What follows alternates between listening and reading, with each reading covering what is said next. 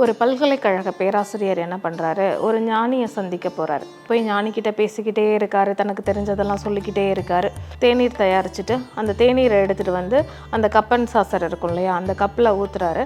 அந்த கப்பு நிரம்பினதுக்கு அப்புறமும் கூட இந்த ஞானி நேரத்தில் தேநீரை ஊற்றிக்கிட்டே இருக்காரு. தினம் ஒரு ஆன்மீக பாடம். ஒரு பல்கலைக்கழக பேராசிரியர் என்ன பண்ணுறாரு, ஒரு ஞானியை சந்திக்க போகிறாரு. அவர் வீட்டுக்கு எப்படி போகிறாருன்னா, தனக்கு எல்லாமே தெரியும் அப்படிங்கிற அகந்தையோடு போகிறார். அப்படி போயிட்டு அங்கே போய் ஞானிக்கிட்ட பேசிக்கிட்டே இருக்கார், தனக்கு தெரிஞ்சதெல்லாம் சொல்லிக்கிட்டே இருக்கார்.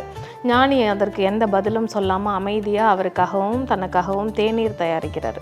தேநீர் தயாரிச்சுட்டு அந்த தேநீரை எடுத்துகிட்டு வந்து அந்த கப்பன் சாசர் இருக்கும் இல்லையா, அந்த கப்பில் ஊற்றுறாரு. அந்த கப்பு நிரம்பினதுக்கு அப்புறமும் கூட இந்த ஞானி நேரத்தில் தேநீரை ஊற்றிக்கிட்டே இருக்கார். இப்போ தேநீர் என்ன ஆகுதுன்னா, அந்த கோப்பை முழுவதும் நிரம்பி திரும்ப சாசருக்கு வந்து சாசர்லேயும் நிரம்பி அந்த டேபிளில் வச்சுருக்க டேபிள்லேருந்து கீழே விழுந்து வழியுது.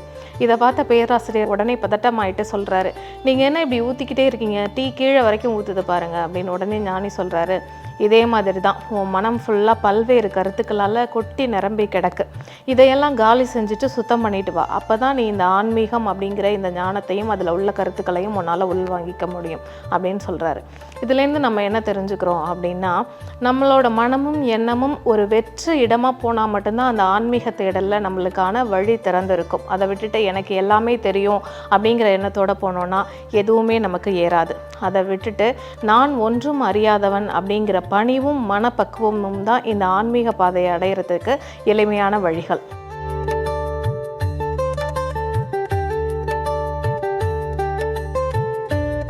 அட்சயம் வளரும்.